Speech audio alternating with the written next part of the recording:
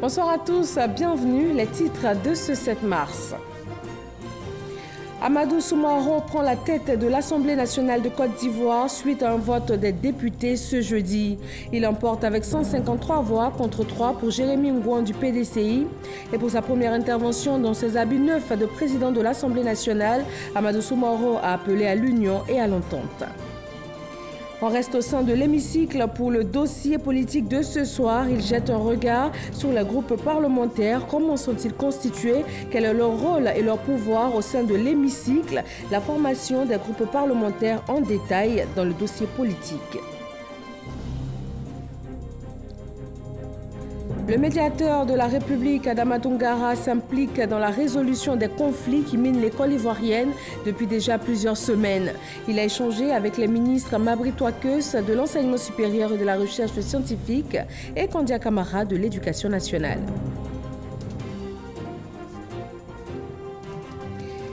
Et puis un dossier sur les femmes du vivrier en cette veille du 8 mars, journée internationale de la femme. C'est un domaine où 4 acteurs sur 5 sont des femmes. Elles arrivent à tirer leur épingle du jeu en travaillant la terre. Gros plan sur ces femmes dans quelques instants. Merci de nous suivre sur la chaîne qui rassemble. Nous sommes heureux de vous informer. Amadou Soumaoro est depuis ce matin le nouveau président de l'Assemblée nationale de Côte d'Ivoire. Les députés ivoiriens l'ont élu face à Jérémy Ngouan du PDCI. Il succède à Guillaume Soro qui a démissionné en février dernier. Et le nouveau président de l'Assemblée nationale est déjà bien connu de la scène politique ivoirienne. Il est le député de Séguéla. Il a été secrétaire général par intérim du RDR, ministre du Commerce et dernièrement ministre auprès du président de la République, chargé des affaires politiques. Son portrait avec Moussa Konaté. Amadou Soumaoro est le nouveau patron de l'hémicycle. Député de la circonscription de Séguéla, Amadou Soumaoro va désormais exercer la haute fonction politique de président de l'Assemblée nationale de Côte d'Ivoire. Actuel vice-président du RDR chargé de la formation, Amadou Soumaoro a occupé le poste de secrétaire général par intérim du parti de 2011 à 2017. Il est nommé en février 2016 président du directoire du RHDP, le Rassemblement des Oufouettistes pour la démocratie et la paix, avec la lourde tâche, l'élaboration des textes pour la création du RHDP. Mais avant, Amadou Soumaoro a déjà occupé des fonctions gouvernementales. Il a été ministre du Commerce de 2002 à 2005. Avant son élection à la tête du Parlement ivoirien ce jeudi 7 mars 2019, il occupait le poste de ministre auprès du président de la République, chargé des affaires politiques jusqu'au 4 mars 2019. C'est donc un homme averti qui accède au perchoir pour écrire une nouvelle page de l'histoire de la Côte d'Ivoire. L'élection de Amadou Soumaoro à la tête de l'Assemblée nationale a vu l'implication des différents groupes parlementaires. Des conférences qui se réunissent donc en fonction de leur choix politique au sein d'une chambre du Parlement. Comment ces groupes parlementaires sont-ils formés? Combien de parlementaires y retrouve-t-on? Le dossier politique est signé ce jeudi à Abdoulaye Koné.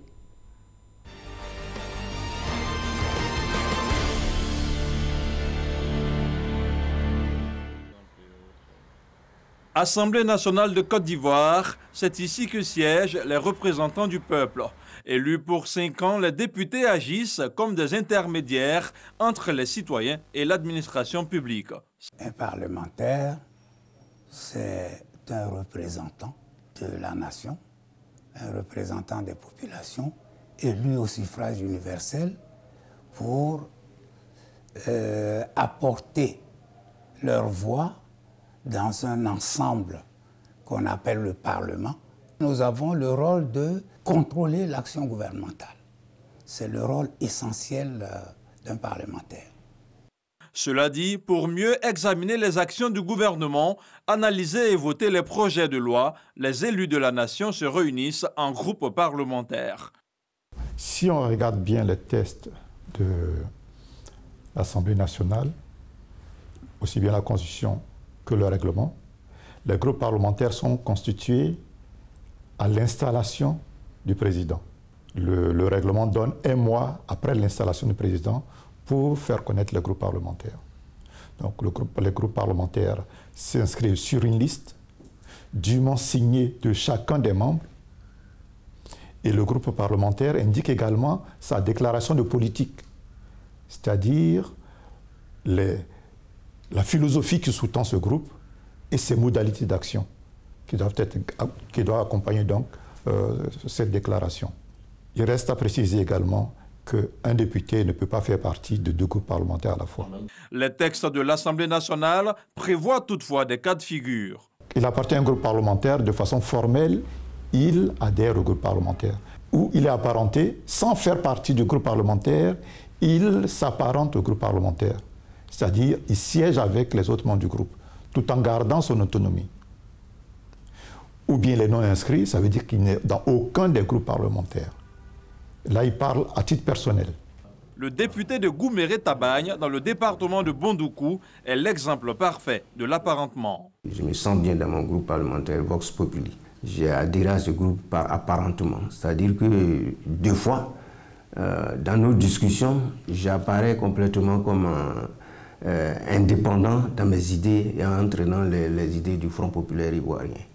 Depuis le 8 novembre 2016, au moins 6 groupes parlementaires ont siégé au sein de l'Assemblée nationale de la Troisième République de Côte d'Ivoire. Pour qu'il y ait groupe parlementaire, il faut que ce groupement-là ait au minimum 8 personnes. Dans ce cas-là, on dit qu'ils sont administrativement constitués en groupe parlementaire. Le groupe parlementaire a quelques privilèges. Ils ont des locaux, ils ont des moyens qui sont mis à leur disposition, ils ont l'initiative de certains projets de loi, ils ont des projets qu'ils peuvent initier en leur sein, ils ont des activités qu'ils initient et puis bien évidemment, il y a la solidarité entre eux. Mais depuis 2018, les différents changements observés dans le paysage politique ivoirien ont eu un impact considérable sur l'hémicycle. Des changements qui ont suscité une recomposition des groupes parlementaires. Et pour la rentrée d'avril 2019, 3 groupes se sont déjà manifestés, à savoir le groupe parlementaire PDCI, celui du RHDP et le dernier né, Rassemblement. Plus vous allez de l'avant, plus la conjoncture et la situation fait que de nouvelles réalités se présentent et ces réalités peuvent amener les membres d'un groupe de départ à avoir des opinions différentes. L'Assemblée nationale, c'est l'institution privilégiée en termes parlant de démocratie. Et donc nous pensions qu'il fallait que nous puissions jouer un rôle là-bas. Depuis Bassam, nous avons créé le groupe parlementaire RHDP. Que nous soyons du RHDP ou du PDCI ou d'Agir pour le peuple ou de Nouvelles Visions, nous avons les mêmes problèmes, nous avons les mêmes conditions de travail. Et nous avons le devoir de penser à l'intérêt supérieur de notre pays, accompagner le gouvernement, par la mesure du possible, dans leurs actions pour le bien-être de nos populations. Donc c'est une franche collaboration qui va s'installer entre les groupes parlementaires, comme ça a toujours été le cas. Nous allons avoir peut-être souvent des débats houleux, mais nous savons toujours nous retrouver pour sauver l'essentiel. Et l'essentiel, c'est le peuple de Côte d'Ivoire, c'est la nation, c'est la République. La prochaine rentrée parlementaire est prévue pour le 1er avril prochain, avec à sa tête son nouveau président. Et on revient sur cette matinée qui a vu l'élection du nouveau président de l'Assemblée nationale de Côte d'Ivoire avec Herman Guivet. Il la souffle sur l'hémicycle, un vent d'élection. Le Parlement se choisit son président et la vérité issue des urnes, déclare Amadou Soumaoro, nouveau président de l'Assemblée nationale de Côte d'Ivoire.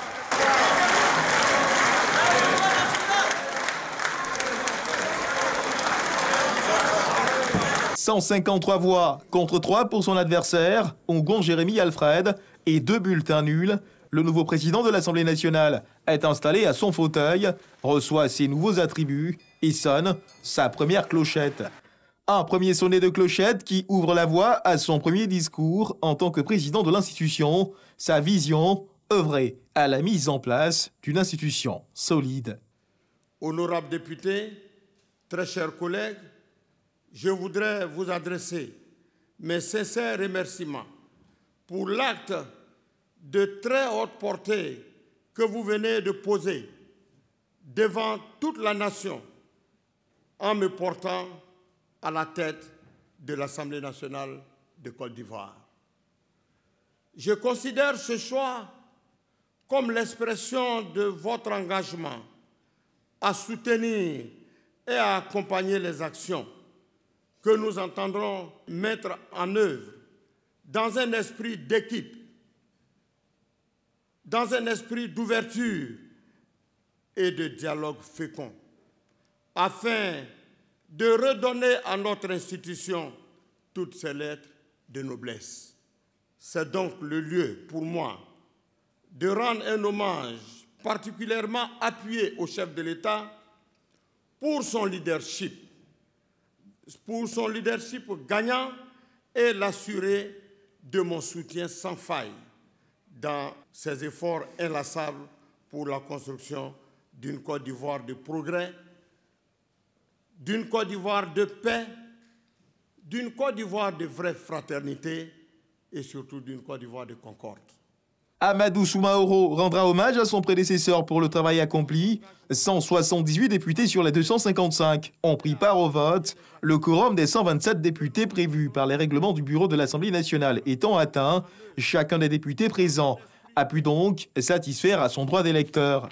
Si les encouragements et les expressions de soutien au nouveau président se multiplient dans la salle, au banc des grands absents, les groupes parlementaires PDCI, RDA, Vox Populi et Rassemblement, raison de cette absence, la décision de l'utilisation de bulletins multiples pour conduire l'élection. Le nouveau président de l'Assemblée nationale, Amadou Soumaoro, lui, s'est engagé à travailler au rassemblement et à l'union au sein de l'hémicycle. Nous ferons cette marche dans la fraternité, dans la solidarité, dans la cohésion et dans un esprit inclusif. Car notre ambition est de bâtir une grande famille dans l'hémicycle, où le travail sera certes notre préoccupation constante, mais aussi et surtout où le social sera le fondement de notre action. Le vice-président Daniel Kablan-Duncan, le premier ministre Amadou Gon Coulibaly, les présidents d'institutions et diplomates, tous étaient témoins de l'élection d'Amadou Soumaoro en qualité de président de l'Assemblée nationale de Côte d'Ivoire. Et voilà pour le chapitre consacré à ce changement à la tête de l'hémicycle ce jeudi. On s'intéresse maintenant à cette rencontre de l'Alliance pour le changement APC.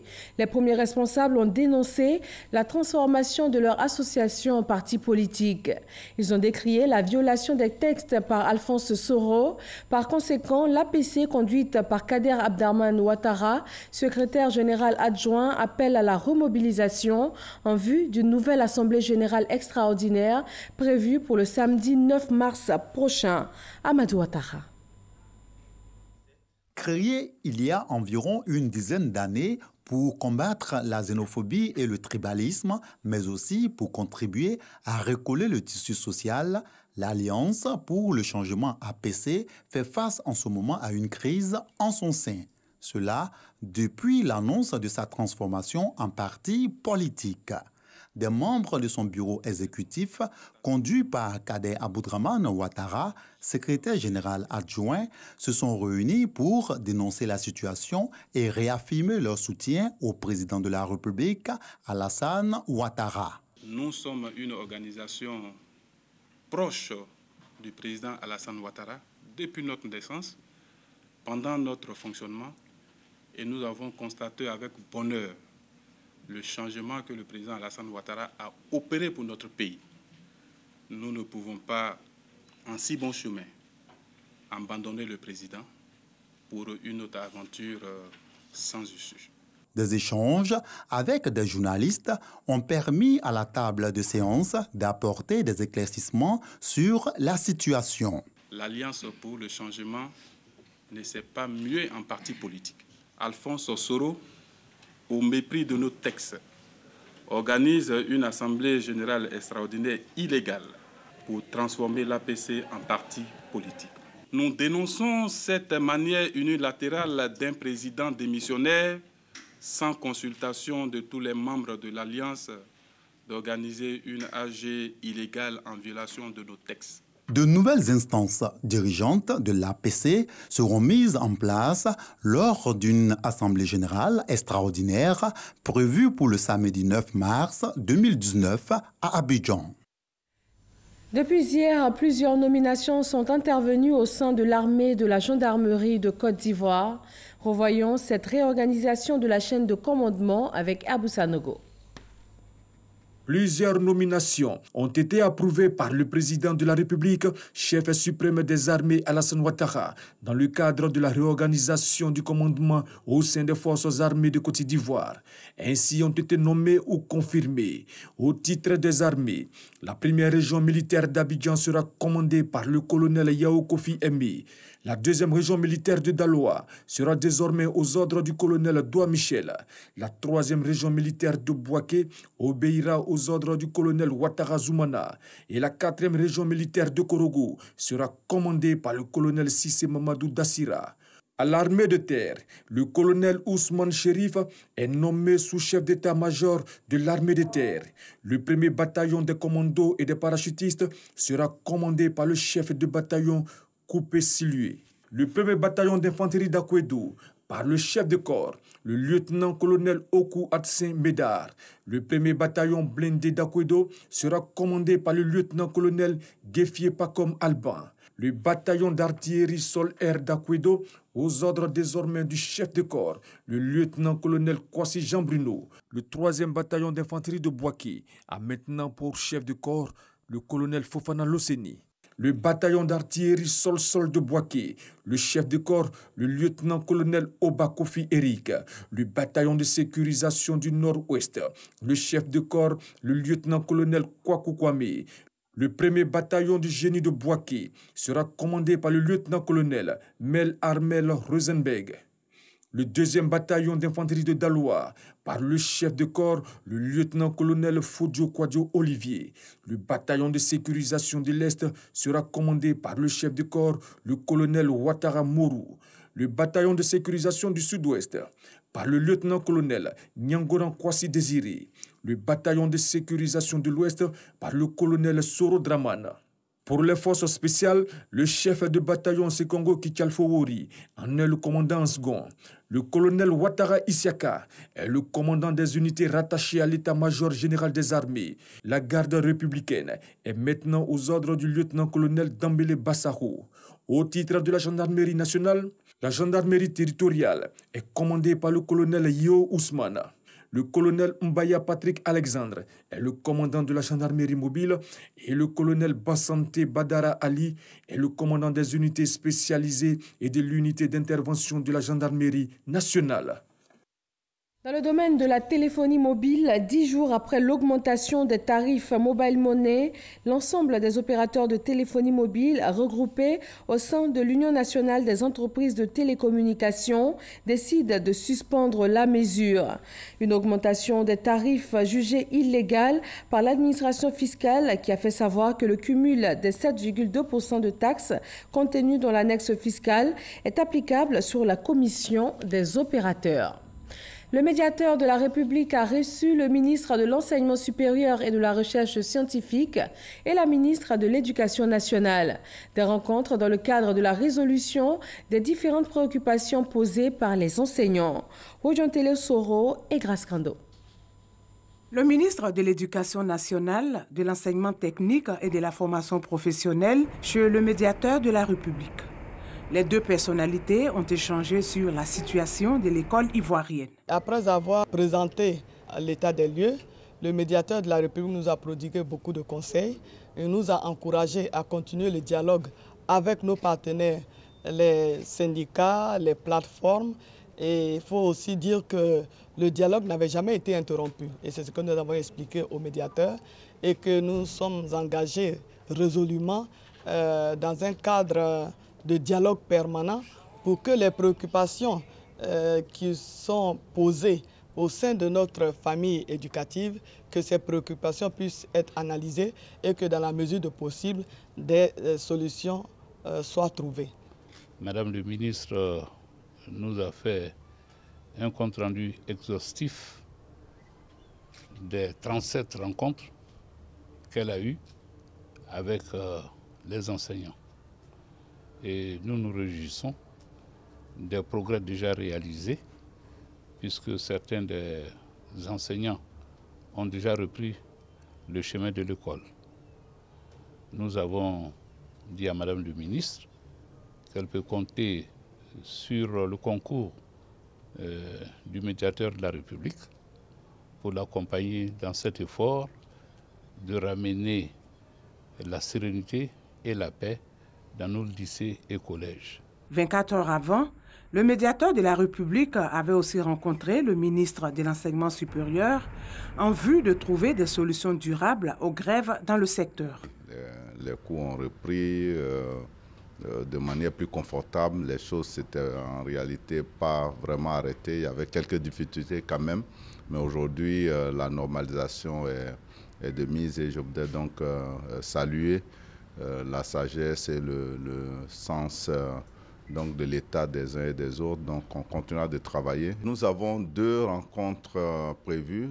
La première, c'est le jeudi 14, donc un atelier de l'ensemble des acteurs sur la question des maquettes pédagogiques et des heures complémentaires. Et certainement un peu plus tard, dans quelques semaines, la concertation nationale sur l'enseignement supérieur et la recherche scientifique. Après les ministres Kandia Camara et Mabry Touakeus, le médiateur de la République compte rencontrer également enseignants et parents d'élèves. Les négociations sont donc toujours en cours. La reprise des classes se fait de façon progressive.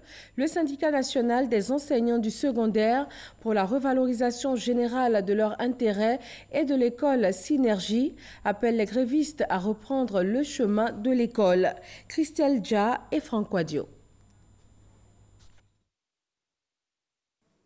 Depuis bientôt 2 mois, notre école connaît une vague de grève conduite par certains camarades professeurs et instituteurs.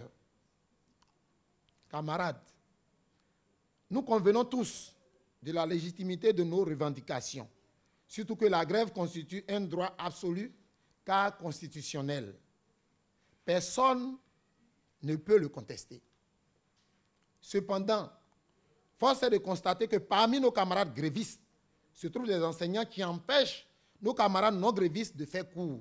Ils les brutalisent et les humilient devant leurs élèves, les empêchant ainsi de jouir de leur droit à la liberté syndicale et de leur droit au travail tout aussi légitime. Eh bien, ces activistes aux méthodes violentes devaient savoir que de même que nous les laissons faire grève, ils se doivent de nous laisser dispenser nos cours, car le syndicat dans lequel nous nous reconnaissons n'est pas en grève. Camarades, mobilisons donc nos énergies pour créer une synergie agissante autour de l'école ivoirienne, car cela urge. Observons la liberté syndicale à l'école, car l'école ne doit pas être un lieu de violence. Agissons vite, car l'avenir de nos enfants en dépend. Nous invitons à cet effet tous nos camarades qui veulent faire cours à prendre leurs responsabilités, car le matricule est individuel. Camarades syndicalistes, chers collègues enseignants, rejoins ta classe, toi qui n'es pas en grève, afin de mériter ton salaire. Demain, 8 mars, la femme est mise sur le devant de la scène partout dans le monde. En prélude à cette journée internationale de la femme, la ministre de la Modernisation de l'Administration et de l'Innovation du service public, Raymond Goudou Kofi, a appelé ses collaboratrices à la recherche perpétuelle de l'excellence dans leurs tâches quotidiennes. Le réseau des femmes journalistes et des professionnels de la communication lance les petits déjeuners du genre, une initiative pour valoriser la femme, pour encourager la présence féminine dans les médias. Ces femmes de médias ont reçu le ministre de la Communication et des Médias, Christelle Dja et Franck Quadio. Sur 96 interviews réalisées dans les médias, seulement 16 donnent la parole aux femmes. Et sur 1630 articles iconographiques, seulement 306 représentent la femme, soit un taux de 19,38%. Un extrait d'exposé d'Agnès Crédit, présidente du réseau des femmes, journalistes et des professionnels de la communication, REF JPCI. Nous sommes à la première édition du petit déjeuner du genre, une étude de l'image de la femme dans les médias, un thème jugé important par un invité du REF JPCI, le ministre de la Communication et des Médias, Sidi Touré. Les chiffres mis en lumière par l'étude nous disent 2 choses essentielles. les femmes actrices de contenu médiatique sont quasi absentes. Les femmes responsables de structures de médias sont en nombre insuffisant. Cette question du genre, le ministre de la Communication et des Médias veut se l'approprier. Sur 6 de mes conseillers techniques, il y a 3 femmes et 3 hommes. Au niveau des directions centrales, la direction des affaires juridiques est tenue bien sûr par une femme, également celle des ressources humaines. Mes plus proches collaborateurs sont toutes des dames. Point d'honneur alors sur la charte pour une meilleure représentation des femmes dans les contenus et institutions médiatiques en Côte d'Ivoire. Lecture, puis remise du document au ministre et moment important, Sidi Touré servant lui-même le petit déjeuner aux femmes.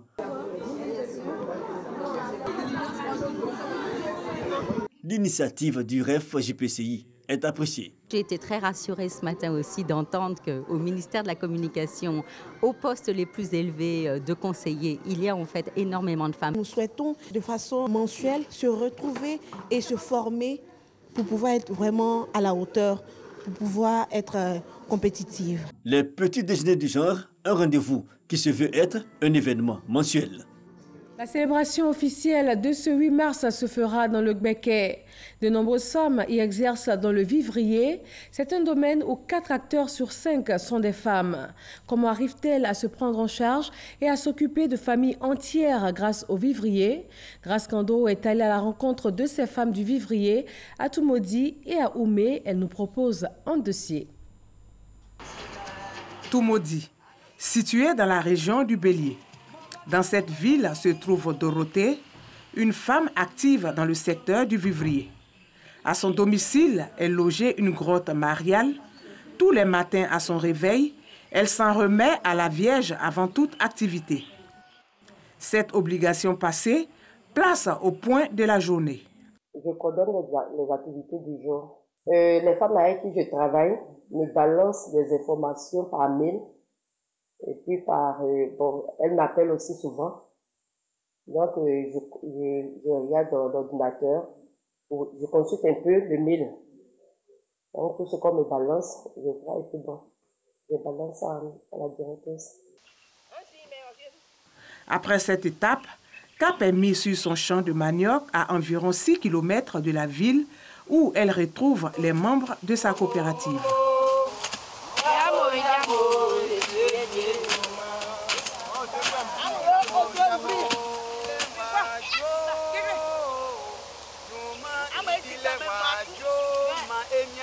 Nous sommes dans un champ de manioc d'1 hectare.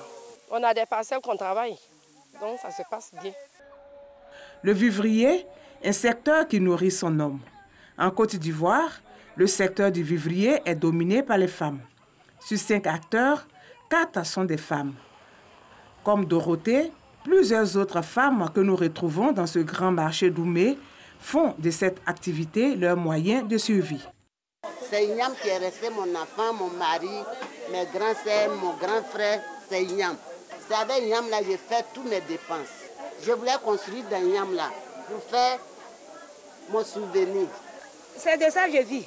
Ça a ses bénéfices aussi que s'il y a au moins, je ne souhaite pas un cas grave, ça a cet argent aussi si je me déplace. Après les travaux chapettes, je me retrouve au marché pour vendre le manioc. On reçoit tous les clients. Il y a des femmes qui quittent Abidjan pour venir prendre avec nous en gros à Yamsoko, à Demboko. Là, je découpe pour vendre en détail. C'est avec ça que j'arrive à prendre en charge ma famille et moi-même. Je m'en sors, je n'envie personne. D'autres femmes de ce secteur d'activité préfèrent s'installer le long des routes. L'autoroute du Nord en est une parfaite illustration.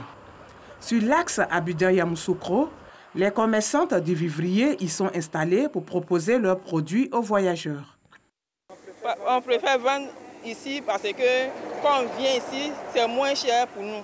On vend aussi 3 à 2 000, 4 à 2 000. Il y a les gros régimes, là, 4 à 5 000. Mais si on s'en va en ville, il y a trop de transport. Transport là, c'est trop. Donc là-bas, là, on ne gagne rien. Mes parents et moi, nous vivons du vivrier. C'est grâce au vivrier aussi que moi, par exemple, je peux partir à l'école. Et puis c'est grâce au vivrier que je suis une étudiante Première année, cycle ingénieur, gestion des ressources humaines. Le vivrier, ça fait partie de tous nos mets. Donc, quand on quitte en voyage, c'est l'occasion de s'en procurer pour nos ménages. C'est une façon d'encourager les femmes qui vendent aussi. Et puis, bon, il faut dire aussi que ça nous profite parce qu'elles sont nettement moins chères qu'en ville. L'activité est rentable, mais elle n'est pas sans risque. On vend au bord de la route. Ça ne nous arrange pas. Il y a les véhicules qui viennent nous cogner. Ça a cogné ma cousine. Elle a fait forte couche. S'ils peuvent nous aider à construire un gare pour qu'on va rester dedans, là on peut vendre en bas. Même si le vivrier est un moyen de relèvement économique pour les femmes, il y a tout de même des difficultés, notamment l'écoulement et la sortie des produits Bosch. Pour faire sortir nos produits du champ de la ville, c'est un problème. Parce qu'on n'a pas de véhicule pour faire sortir. Et quand tu prends le véhicule, tu payes 80 000 pour faire sortir ta marchandise du champ. C'est comme si tu n'as rien fait.